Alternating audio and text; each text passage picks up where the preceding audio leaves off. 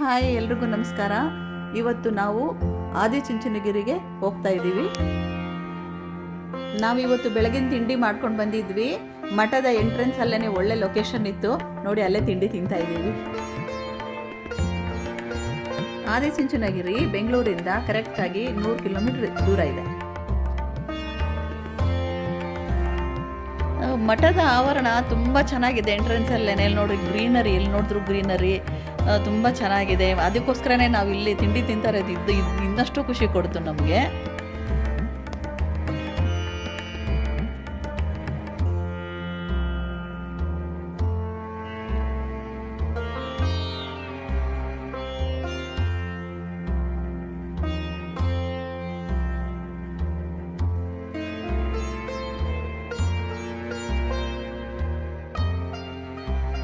ಆಮೇಲೆ ಇಲ್ಲಿ ಎಂಟ್ರೆನ್ಸಲ್ಲೇ ನೋಡಿ ಕಾಲಭೈರವೇಶ್ವರ ಪುಷ್ಕರಣಿ ತುಂಬ ಚೆನ್ನಾಗಿದೆ, ತುಂಬ ದೊಡ್ಡದಾಗಿದೆ. ಅದಾದಮೇಲೆ ಗೋಶಾಲೆ ಇದೆ. ಆ ಗೋಶಾಲೆಯಲ್ಲಿ ಹೇಗೆ ಅಂತಂದರೆ ರಿಯಲ್ ಹಸುಗಳು ಏನಪ್ಪ ಇಷ್ಟೊಂದಿದ್ದಾವೆ ಅಂತ ನಮಗೆ ಆಶ್ಚರ್ಯ ಆಯಿತು. ತಿರುಗಿ ಹತ್ತಿರ ಹೋಗಿ ನೋಡಿದ್ರೆ ಎಲ್ಲ ಅದರ ಪ್ರತಿಮೆಗಳು ತುಂಬ ಚೆನ್ನಾಗಿದೆ, ನೋಡೋಕೆ ಅದ್ಭುತವಾಗಿದೆ.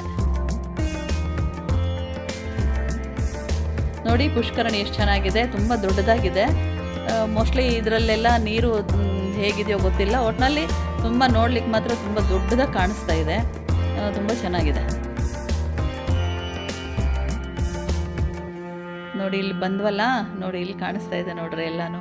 ನಿಜವಾಗ್ಲೂ ನನ್ನ ನಿಜ ಏನು ಎತ್ತುಗಳು ಇಷ್ಟಿಷ್ಟು ದೊಡ್ಡದಾಗಿದ್ದಾವೆ ಅಂತೇಳಿ ತಿರುಗಿ ಹತ್ರಕ್ಕೆ ಬಂದು ನೋಡಿದ್ರೆ ಹೇಗೆ ಮಾಡಿದ್ದಾರೆ ಅಂದರೆ ನಿಜವಾಗ್ಲೂ ಕಣ್ಣಿಗೆ ರಿಯಲ್ಲಾಗೇ ಮಾಡಿದ್ದಾರೆ. ಅವ್ರು ಯಾರೋ ಮಾಡಿರೋರು ಮಾತ್ರ ಹ್ಯಾಟ್ಸಪ್ ಅವ್ರಿಗೆ.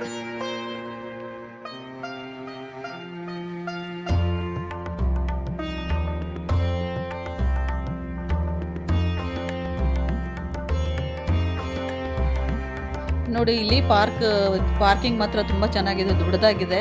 ನಾವು ಪಾರ್ಕ್ ಮಾಡಿ ಬಂದು ಇಲ್ಲಿ ಸಖತ್ ಆವಾಗಲೇ ಬಿಸಿಲು ಸ್ಟಾರ್ಟ್ ಆಗೋಗ್ಬಿಟ್ಟಿತ್ತು. ಇನ್ನು ದೇವಸ್ಥಾನದ ಒಳಗಡೆ ಹೋಗಲಿಕ್ಕೆ ರೆಡಿ ಆಗ್ತಾ ಇದ್ದೀವಿ. ನೋಡಿ ಹೋಗ್ತಾ ಇದ್ದೀವಿ.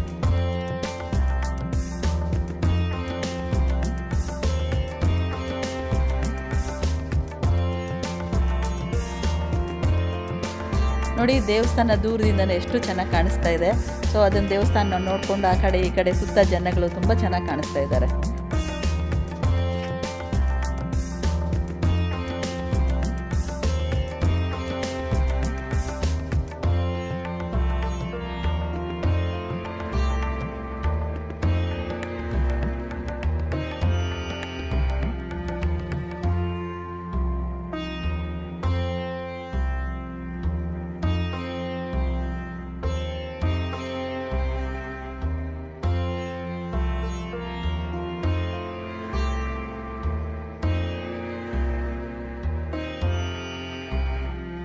ನಾವು ಮೊದಲು ಕಾಲಭೈರವೇಶ್ವರ ದೇವಸ್ಥಾನಕ್ಕೆ ಅಂತ ಬಂದಿದ್ವಿ.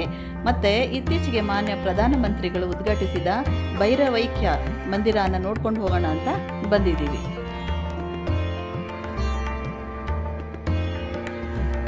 ಈ ದೇವಸ್ಥಾನ ತುಂಬ ಪುರಾತನವಾದ್ದು ಮತ್ತು ಪವಿತ್ರವಾದ್ದು ಅಂತೇಳಿ ತುಂಬ ಇಲ್ಲಿ ನಂಬ್ತಾರೆ ಜನಗಳು.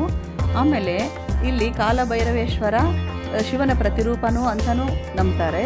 ಆಮೇಲೆ ಈ ಆದಿಚುಂಚನಗಿರಿ ಮಠದ ಕ್ಷೇತ್ರಪಾಲಕ ಅಂತಲೂ ಕೂಡ ಕರೀತಾರೆ.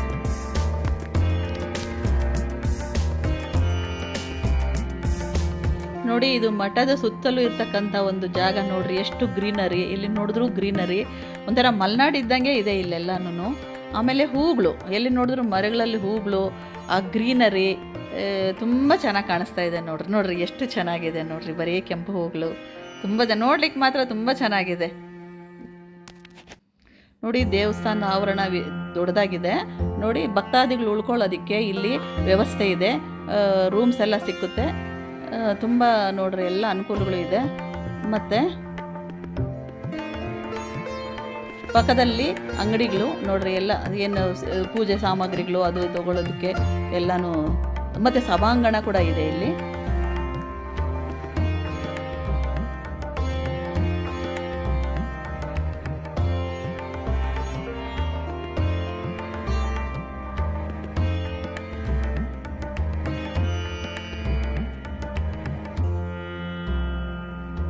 ಈಗ ಕಾಲಭೈರವೇಶ್ವರ ದೇವಸ್ಥಾನಕ್ಕೆ ಹೋಗೋಣ. ನೋಡಿ ಒಳಗಡೆ ಇನ್ನು ಹೋಗ್ತಾ ಇದ್ದಂಗೆ ಎಷ್ಟು ಶಿಲ್ಪಕಲೆ ಇದ್ದು ಕಾಣಿಸ್ತಾ ಇದೆ ನೋಡಿ.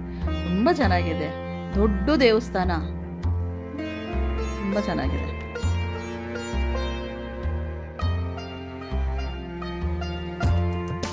ಈ ದೇವಸ್ಥಾನ ದಕ್ಷಿಣ ಭಾರತದ ಏಕೈಕ ಕಾಲಭೈರವೇಶ್ವರನ ದೇವಸ್ಥಾನ. ಈ ಕ್ಷೇತ್ರ ಸುಮಾರು 2000 ವರ್ಷಗಳ ಇತಿಹಾಸ ಹೊಂದಿದೆ. ನೋಡಿ ಇಲ್ಲಿ ಪಿಲ್ಲರ್ಸ್ ಕಾಣಿಸ್ತಾ ಇದೆಯಲ್ಲ, ಇವು ಸುಮಾರು 128 ಪಿಲ್ಲರ್ಸ್ಗಳು ಇದ್ದಾವೆ.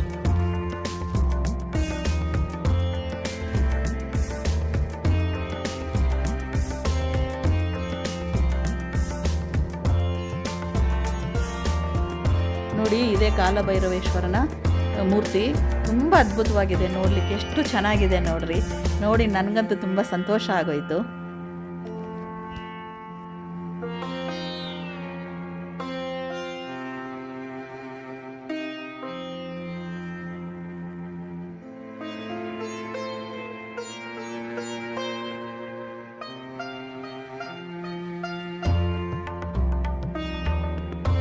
ಆ್ಯಕ್ಚುಲಿ ಈ ದೇವಸ್ಥಾನ ಬೆಟ್ಟದ ಮೇಲೆ ಇರೋದು. ಇದು 3300 ಅಡಿಗಳಷ್ಟು ಎತ್ತರದಲ್ಲಿ ಇದೆ. ಈ ಬೆಟ್ಟನ ಮಯೂರವನ ಅಂತಲೂ ಕರೀತಾರೆ.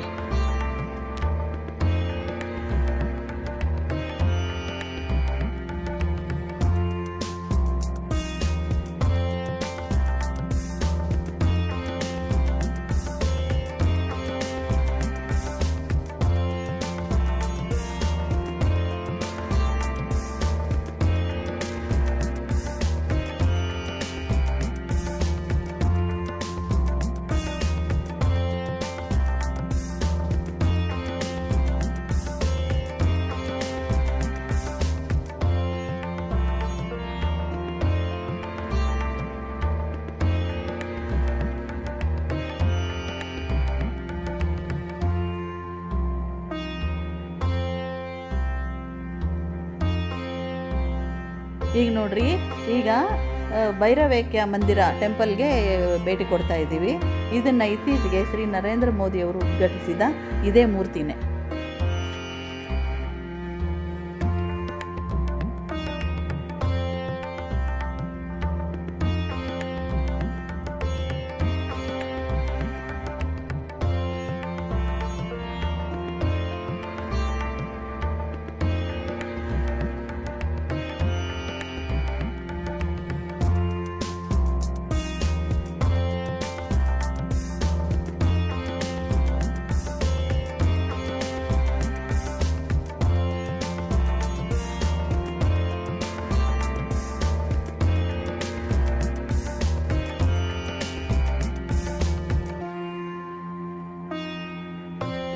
ತುಂಬ ಎಂಜಾಯ್ ಮಾಡಿದ್ವಿ ಮಕ್ಕಳ ಜೊತೆ, ನಾವು ನಮ್ಮ ಮನೆಯವರು ಎಲ್ಲನೂ.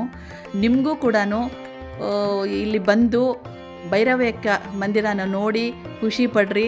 ಆ ದೇವ್ರು ನಿಮಗೆಲ್ಲ ಒಳ್ಳೇದು ಮಾಡಲಿ, ಎಲ್ರಿಗೂ ಒಳ್ಳೇದಾಗಲಿ. ಈ ವಿಡಿಯೋ ನಿಮಗಿಷ್ಟ ಆದರೆ ಒಂದು ಲೈಕ್ ಕೊಡಿ, ಒಂದು ಶೇರ್ ಮಾಡಿ. ಮುಂದಿನ ವಿಡಿಯೋದಲ್ಲಿ ಭೇಟಿ ಆಗೋಣ. ನಮಸ್ಕಾರ ಎಲ್ರಿಗೂ.